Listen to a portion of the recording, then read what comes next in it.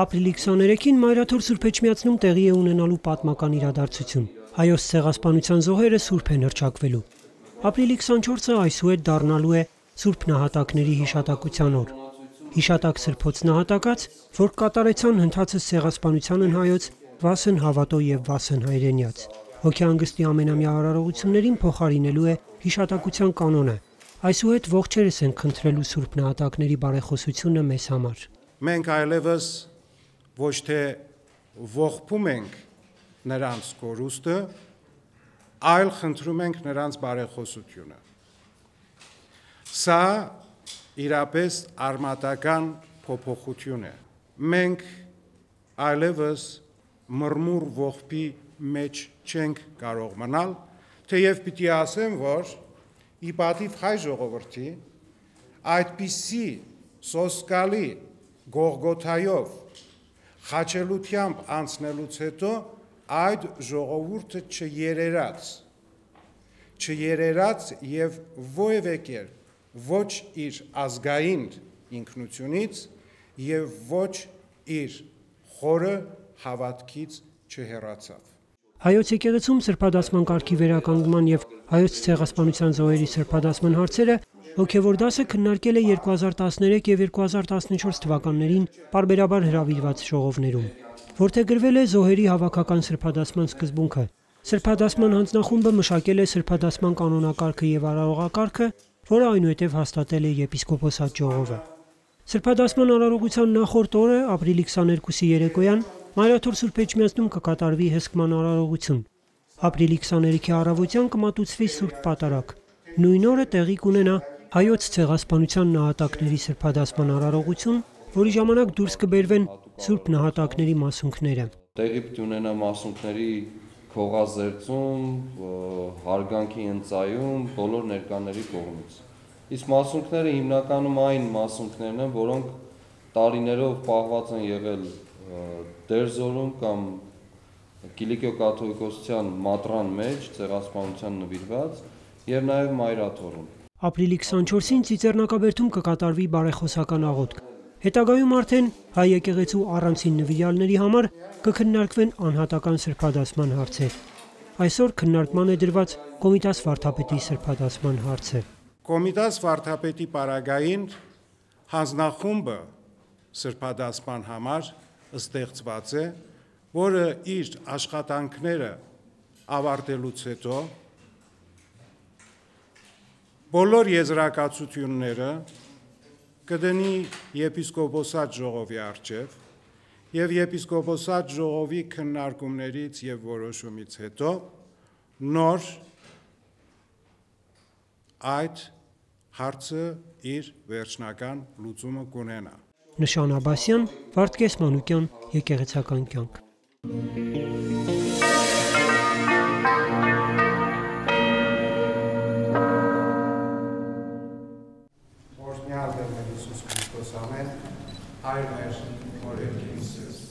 Մայրաթոր Սուրբ Էջմիածնում հայ առաքելական, կաթոլիկ եւ ավետարանական հոգեվորականների մասնակցությամբ գիտաժողով էր հրավիրվել ցեղասպանության տարիներին Մերձավոր Արևելքի հայ հոգեվորականության առաքելությունը խորագրով։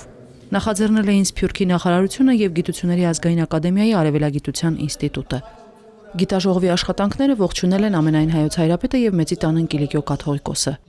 Ուսումնասիրողները բազմիցս ներկայացրել են եւ այսօր էլ դեռ հրատարակվում են նոր փաստաթղթեր ցեղասպանության տարիներին հոգեվորականների գործունեության, նահատակության եւ մեծ տերությունների առաջ հոգեվոր առաջնորդների խնդրագրերի մասին։ Հայտնի է, որ 15 թվականին մտավորականների հետ առաջին աքսորիալները եւ սպանդի ենթարկվողները հոգեվորականներն էին, որոնք ընկալվում էին իբրև ազգային առաջնորդներ։ Տարբեր տվյալներով ցեղասպանության տարիներին ընդհանուր առմամբ նահատակվել են մոտ 4000 հոգեվորականներ։ Հայ եկեղեցին ուներ այնպիսի հոգեվորականներ, առաջնորդներ, վարդապետներ, եպիսկոպոսներ, քահանաներ, որոնք Եվրոպա եւ Ամերիկա ուսանել էին եւ ծառայում էին իրենց հոդին, իրենց ժողովրդին հետ նույնացել էին, իրենց անձերը իրենց ժողովրդին համար ընձայել էին եւ ամեն ձևով իրենց ժողովրդի կողքին էին։ Այդ տարաբալից օրերին ներշնչում էին տալիս, հավատք էին ներշնչում, որովհետեւ կարողանային վերաբրել, որովհետեւ կարողանային ինքնաբաշխանվել։ Ասողիկ Քահանա Կարապետյանի զեկույցն ամբողջությամբ նվիրված էր 1914-ից 18 թվականներին Մայրաթոր Սուրբ Էջմիածնի հոգևորականների եւ հատկապես գահակալ Գևորգ Վշտալի կաթողիկոսի գործունեությանը։ Պոլսից հայոց կաթողիկոսին հրաշքով գրություններ էին հասնում տեղի ունեցող սպանդի մասին, իսկ կաթողիկոսը տարբեր գրություններով դիմում էր Կովկասի փոխարքային, Միացյալ Նահանգների նախագահին, Իտալիայի եւ Անգլիայի թագավորներին, տեղի դեսպաններին միջամտելու եւ կանխելու համար հայերի ջարդը։ Գևորգ Հայրապետի դիմումների արդյունքում Անտանտի երկրները հանդես են գալիս համատեղ հայտարարությամբ, որում ոչրագործությունների անձնական պատասխանատուներ են ճանաչում թուրքական կառավարության անդամներին։ Այս հայտարարությունը բացառիկ է նրանով, որ առաջին անգամ միջազգային քաղաքական եւ դիվանագիտական պատմության մեջ կիրառվում է հանցագործություն մարդկության եւ քաղաքակրթության դեմ հասկացությունը։ Կաթոլիկ եկեղեցու Հայաստանի, Վրաստանի, Ռուսաստանի եւ Արևելյան Եվրոպայի թեմի առաջնորդ Ռաֆայել arczepiskopos Մինասյանն իր ելույթում կարևորեց հայր Գրիգոր Կերկերյանի աշխատանքը։ Նա կյանքի գնով հայկական գյուղերից մսավաճառների, նպարավաճառների խանութների գործածած 100 հազարավոր փաստաթղթեր է հավաքել եւ դրանց որոշ մասը տպագրել Ամերիկայում, ինչի համար հետապնդվել է եւ փրկվել ամերիկյան դեսպանատան մի աշխատակցի շնորհիվ։ Ցեղասպանության ընթացքին լուրը հասավ մինչև Վատիկան եւ Բենեդիկտոս 15-րդը անմիջապես գրեց մի նամակ դատարեցնելու համար այդ ցեղասպանությունը։ Սուլտանին, Թուրքիո իշխանության։ Դժբախտաբար եւ հոս գայբանեն բոլոր քրիստոնյա, եվրոպական եւ ամերիկյան եւ բոլոր աշխարհի այդ դեսպանությունները, որ գտնվեին եւ ագանադես եղած էին մեր ցեղասպանության, այդ նամակը որքան որ կարողացան ուշացնել հասցնելու արեցին։ Դամասկոսի թեմի առաջնորդ Արմաշ եպիսկոպոս Նալբանդյանը Սիրիայի հայ հոգևորականության առաքելությունը զեկույցում ներկայացրեց, որ ցեղասպանության տարիներին Սիրիայում ծառայող հայ հոգևորականների առաքելությունը եղել է անապատներում հրաշքով փրկված եւ մի կերպ Սիրիա հասած հայ գաղթականների առողջության, կեցության, սննդի ու կրթության մասին հոգ տանելը։ Սրբազանի ներկայացրած տվյալներով մինչև ցեղասպանությունը Դամասկոսում ապրել է 7-8 հազար հայ, իսկ 15-ից 18 թվականներին նրանց թիվը հասել է մինչև 40 հազարի։ Դամասկոսի առաջնորդարանի դոմարները կան եւ թաղման դոմարին մեջ շատ հստակ երևի այդ։ Ուրեմն քաղաքի թիվին համեմատ մենք ունեցած ենք դարեգան մոտավորապես 50-70-ի հասնող թաղման արարողություններ եւ ծեսեր եւ ըստ այն նման արձանագրություններ։ Այս տարիներուն, այսինքն 16-ին 19 թվականներուն մենք ունեցած ենք դարեգան 1000-ի հասնող թաղումներ եւ երբ գնայինք ավելի մանրամասն դերեկություններուն կտեսնենք թե ավելի փոքր դարիքի երեխաներու մահվան արարողություններուն արձանագրություններն են, որը միան կրնանք արդեն ենթադրել թե եկած են սովամահ եւ ուրեմն այդ քաղցի անաբադի ուրեմն մահասպյուր այդ աքսորեն փրկված եւ հասած են եւ իրենց մահկանացուն գնքած են Դամասկոսի մեջ։ Գիտաժողովի մասնակիցները Սփյուռքի նախարարի հորդորով ծափահարեցին Արմաշ Սրբազանին, ով այսօր ֆիզիկական գոյության սպառնալիքի տակ շարունակում է ծառայել Սիրիայում, գիտակցելով, որ պատերազմում ամեն ինչ կորցրած հայի միակ հույսը եւ հավատի աղբյուրը հայ հոգեվորականն է։ Նույնն է նաև պատերազմի մեջ գտնվող մյուս հայ գաղթօջախների պարագայում, երբ հոգևորականը դառնում է համայնքի միակ հենարանը։ Երբ ներկա կգտնվենք, այնտեղ կապահովի նաև ժողովրդի ներկայությունը, որովհետև իրենց առաջնորդի ուրեմն ներկայության մեջ կտեսնեն նաև ուրեմն ապահովություն, կտեսնեն նաև թե իրենց ցավին եւ իրենց ճակատագրին ուրեմն ընկերագիծում ունին եւ այս գստիբե մեզ մեր առաքելության մեջ եւ գվերահաստատե մեր գամքը, որ չենք կրնալ լքել ժողովուրդը ինչ ալ պայմաններում մեջ ալ հայտնվին անոնք։ Գիտաժողովին ելույթ ունեցավ նաև դոկտոր Վահրամ Շեմմասյանը, Կալիֆոռնիայի Նորթրիչ նահանգային համալսարանի հայագիտական ուսումնասիրությունների ծրագրի ղեկավարը։ Նելի Ռաֆայելյան, Վարդգես Մանուկյան, Եկեղեցական կյանք։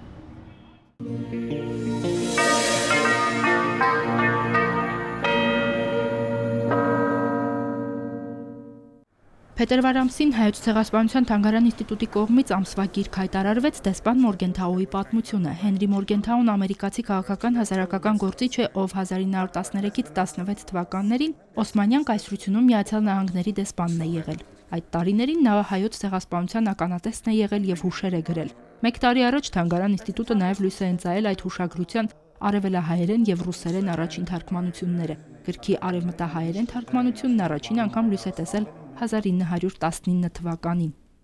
Հենրի Մորգենթաուն իր ամբողջ եռանդը, իր ամբողջ կարողությունը եւ իր պաշտոնի բոլոր լծակները փորձել է ծառայեցնել այդ երիտթուրքերի ծրագրի կասեցման համար եւ եթե հնարավոր չի, ապա գոնե ինչ որ չափով մեղմացնել հայերի վիճակը,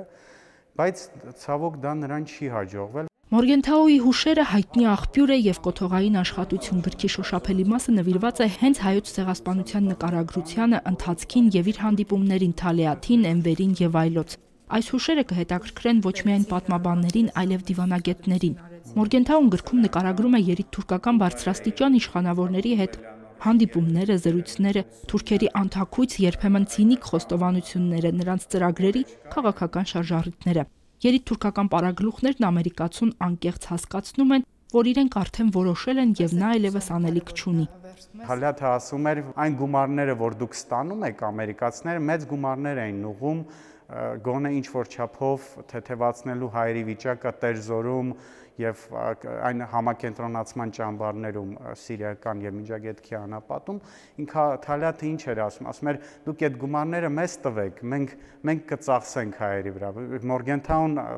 իհարկե չէր կարողանում բացահայտ առարկել բայց ասում էր չէ մենք ինքնուրույն մենք այդ գումարները կտնօրինենք երկրորդ դրվագայինը երբ Թալիաթը իրան մի օր դիմեց ասեց շատ հայեր ապահովագրել են իրենց կյանքերը ամերիկյան ապահովագրական ընկերություններում եւ հիմա այդ հայերը չկան այդ գումարները դուք մեզ ցուցակները տվեք այդ հայերի որոնք ապահովագրել են եւ այդ գումարները մեզ փոխանցեք որտեվ այսինքն այդքան այդ ցինիզմի հասնող նման հայտարարությունները Թալիաթի առաջարկները Մորգենթաուն ներկայացնում է եւ պարզավոր դատապարտում է Ցեղասպանության ուսումնասիրության տեսակետից Հենրի Մորգենթաուն ականատեսի փաստագրական եւ ճշմարտացի վկայություն է թողել։ Մի քանի գլուխներում սեղմ եւ պարզ ոճով կարողացել է նկարագրել ջարդերի ու անօրինությունների տեսարանները։ Նա մեծ համակրանք ունի հայերի նկատմամբ եւ երբ խոսում է կոտորածների մասին, պարզ ասում է, դա պատմության մեջ ամենազարհուրելի հանցագործություններից մեկն է։ Վերջի ժամանակներում հայտնի դարձան, երբ գաղտնազերծվեցին նաեւ պետքարտուղարության արխիվները, ԱՄՆ պետքարտուղարության եւ հայտնի դարձան այդ բազմաթիվ այդ հարյուրավոր զեկույցները, որը նա հղում էր նամակները, հեռագրերը, որը նա հղում էր ԱՄՆ կառավարությանը եւ փորձում էր ինչ որ չափով ուժեղացնել այդ ԱՄՆ կառավարության ճնշումը Օսմանյան իշխանությունների վրա, որպեսզի այլին կանգնեցվի ցեղասպանությունը, բայց ցավոք դա նույնպես նրան չհաջողվեց։ Բացի հուշերից ու զեկուցագրերից Մորգենթաուն նաև հոդվածներով է հանդես եկել ամերիկյան մամուլում։ Լուրջ ջանքեր է գործադրել, որպեսզի 15 թվականի հենց առաջին իսկ օրերից ամերիկյան մամուլը տեղեկացված լինի, թե ինչ է կատարվում հայերի նկատմամբ։ Մորգենթաուն աջակցել է հայերի օգնության Մերձավոր Արևելքի նպաստամատույց կոմիտեի ստեղծմանը։ Նրա ջանքերը հայերին փրկելու ուղղությամբ անգնահատելի են, իսկ 1918-ին տպված Դեսպան Մորգենթաուի պատմությունը 100 տարի անց էլ շարունակում է վկայել հայերի իրավունքների մասին։ 1918-ին Միացյալ Նահանգներում լույս է տեսել եւս մի հուշագրություն Արշալույս Մարտիկանյանի հոշոտված Հայաստանը։ Ցեղասպանության միջով անցած 17-ամյա աղջկա պատմությունն է հայերեն պատմված, անգլերեն գրառված։ Հոշոտված Հայաստանը 14 տարեկան դերատի հայուհու կյանքի պատմությունն է, նրա հուշագրությունն է։ Նա ծնվել էր Չմշկածակում, Խարբերդի նահանգի Չմշկածակ գյուղում եւ ընդամենը 14 տարեկան էր, երբ սկսվեց ցեղասպանությունը։ Անցնելով գաղթի ճանապարհով շուրջ 2 տարի թափառելով Դերսիմի լեռներում, ամերիկացի միսիոներների օգնությամբ նա տեղափոխվեց ԱՄՆ։ Ամերիկայում նրա պատմությունը տպագրվեց ժամանակի հայտնի թերթերում շուրջ 18 գլուխներով 1918 թվականին եւ նույն թվականի դեկտեմբերին լույս տեսավ գիրքը։ Ընդամենը մեկ տարի անց 1919 թվականին գիրքը երկրորդ անգամ հրատարակվել է անգլերեն եւ իսպաներեն լեզուներով։ Հոշոտված Հայաստան գիրքը հայոց ցեղասպանության ականատեսի եւ վերապրածի առաջին փաստավավերագրական հուշագրություններից է։ Արշալույսը կամ հետագայում անվտանգության նկատառումներով անվանափոխված Ավրորան պատմում է աքսորի ճանապարհի իր սարսափները։ Կորցնելով ծնողներին, քույրերին, եղբայրներին, որ գազանաբար սպանվել են նրա աչքի առաջ, 14-ամյա աղջիկը տարագրության մեջ խոշտանգվել է 2 տարի անցկացրել թուրք եւ քուրդ պաշտոնյաների եւ ցեղապետերի հարեմներում։ Նա պատմում է իր տեսած արյան խրախճանքների եւ մարդկային պատկերացումից դուրս դաժանությունների մասին։ Հոշոտված Հայաստան գրքերի վերջում մի ձևաթուղթ էր առաջարկվել, որի միջոցով ընթերցողը կարող էր հանգանակություն կատարել ի նպաստ որբերի եւ գաղթականների։ Հոշոտված Հայաստան օրագրությունը աննախընթաց հաջողություն է ունեցել, երկար տարիներ համարվել է բեսթսելեր։ 1918-ից 35 թվականների ընթացքում Միացյալ Նահանգներում, Մեծ Բրիտանիայում, Կանադայում եւ այլ երկրներում մոտ 30 հրատարակություն է ունեցել, 900,000 տպաքանակ։ Կան վերապրածների ցեղասպանությունը վերապրածների հազարավոր հուշագրություններ, սակայն Ավրորայի հուշագրությունը ուշագրավ առանձնահատկություն ունի։ Նույն թվականին 1918 թվականի վերջին Սելիկ Պոլիսկոպ, այնուհետև Մետրո Գոլդվին Մայեր ընկերությունը նկարահանեց ֆիլմ գրքի հիման վրա։ Ֆիլմը նկարահանվեց բարեգործական նպատակներով։ Ֆիլմի ցուցադրությունից ստացված ողջ գումարը շուրջ $30 միլիոն պետք է հատկացվեր Մերձավոր Արևելքում ապաստանած 60,000 հայ որբերի կենսապահովման համար։ Հոգիների աճուրդ համր ֆիլմը փաստորեն Մեծ Եղեռնի մասին պատմող առաջին գեղարվեստական կինոնկարն է։ Ֆիլմն առանձնահատուկ է նրանով, որ սցենարի հեղինակն ու գլխավոր դերակատարն ինքը Արշալույս Մարտիկանյանն է։ Նա մեծապես աջակցել է նաև դերասանների հագուստների եւ կերպարների ստեղծման, տեսարանների ճշգրիտ վերարտադրման աշխատանքներին։ Մեծ աղմուկ բարձրացրած եւ գիրքը եւ ֆիլմը ներկայացվել են գրեթե բոլոր աշխարհամասերում։ Այդ առիթով կազմակերպվում էին բարեգործական միջոցառումներ, որոնց ընթացքում հանգանակված գումարները նույնպես հատկացվում էին հայ որբերին կամ գաղթականներին։ Ավրորան չընկճվեց իր ողբերգությունից։ Նա գիտեր, որ առաքելություն ունի իրականացնելու, այն էր ամբողջ աշխարհին տեղյակ պահել, ամբողջ աշխարհին իրազեկել Օսմանյան կայսրությունում տեղի ունեցող սպանությունների մասին։ Եվ նա կարողացավ այդ առաքելությունը իրականացնել եւ փայլուն կերպով։ Հոշոտված Հայաստան գիրքն առաջին անգամ հայերեն է թարգմանվել 1965 թվականին Բեյրութում գրաքննված տարբերակով, 1920-ական թվականներին, երբ փոխվեց Միացյալ Նահանգների եւ եվրոպական պետությունների քաղաքականությունը, հայկական հարցի հանդեպ եւ գիրքը եւ ֆիլմը գրաքննության ենթարկվեցին, իսկ Հայաստանի խորհրդայնացումից հետո հանվեցին շրջանառությունից։ 1995-ին Լոս Անջելեսում չգրաքննված բնօրինակից Գուրգեն Սարգսյանի թարգմանությամբ առաջին անգամ լույս է տեսել նաև արևելահայերենը։ Ցեղասպանության թանգարան ինստիտուտը խմբագրված եւ սրբագրված ներկայացնում է հենց այդ թարգմանությունը։ Թանգարանում են պահվում նաև 1920 թվականին գրքի լոնդոնյան արդեն հնատիպ հրատարակություններից մեկը եւ Հոգիների աճուրդ ֆիլմի պահպանված կադրերը։ Իդեպ այդ ֆիլմում նկարահանվել է նաև դեսպան Հենրի Մորգենթաուն։ Նա Միացյալ Նահանգներում ծանոթացել էր Ավրորայի հետ, տեղյակ էր նրա պատմությանը եւ ֆիլմում խաղացել է հենց իր դերը։ Հերմինե Հակոբյան, Գևորգ Ավագյան, Եկեղեցական կյանք։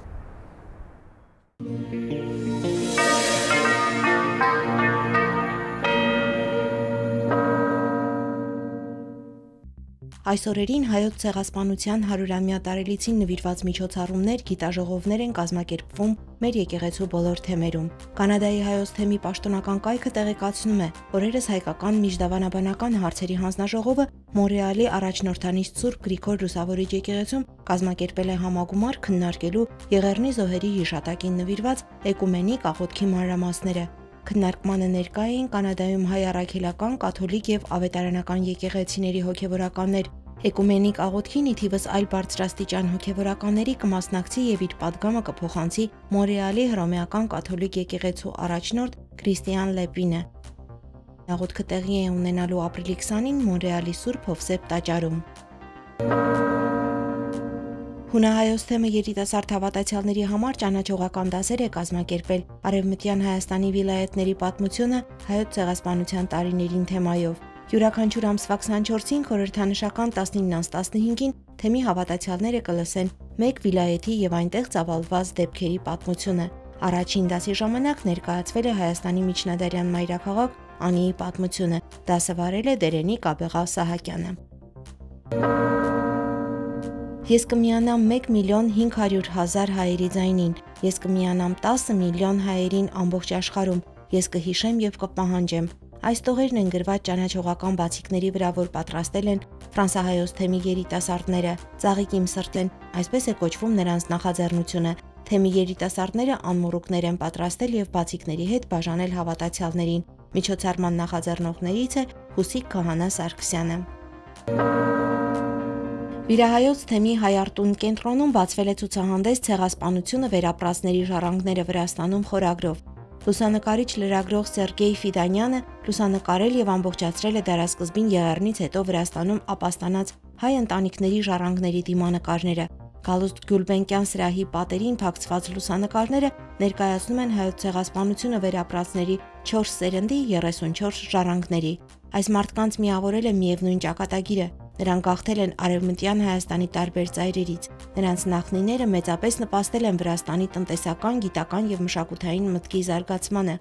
Ազգանպաստ գործերով լավ հետք թողել վիրահայոց պատմության էջերում։ Ցուցադրությանը կից ներկայացված է այդ ընտանիքների պատմությունը հայերեն, վրացերեն եւ ռուսերեն լեզուներով։ Միայն մահասարսուռ ու հուզումնալից պատմությունները հատուցում պահանջող բարձրագործ խոսքերը բավարար չեն աշխարհի հայացքը ճշմարտությանն ուղղելու համար, համոզված են ցուցահանդեսի կազմակերպիչները։ Ցեղասպանությունը վերապրածների վերընձյուղված ընտանիքները եւ նրանց բարի գործերը շատ ավելին են ասում աշխարհին։ Լիանա Չիչակյան, Եկեղեցական կյանք։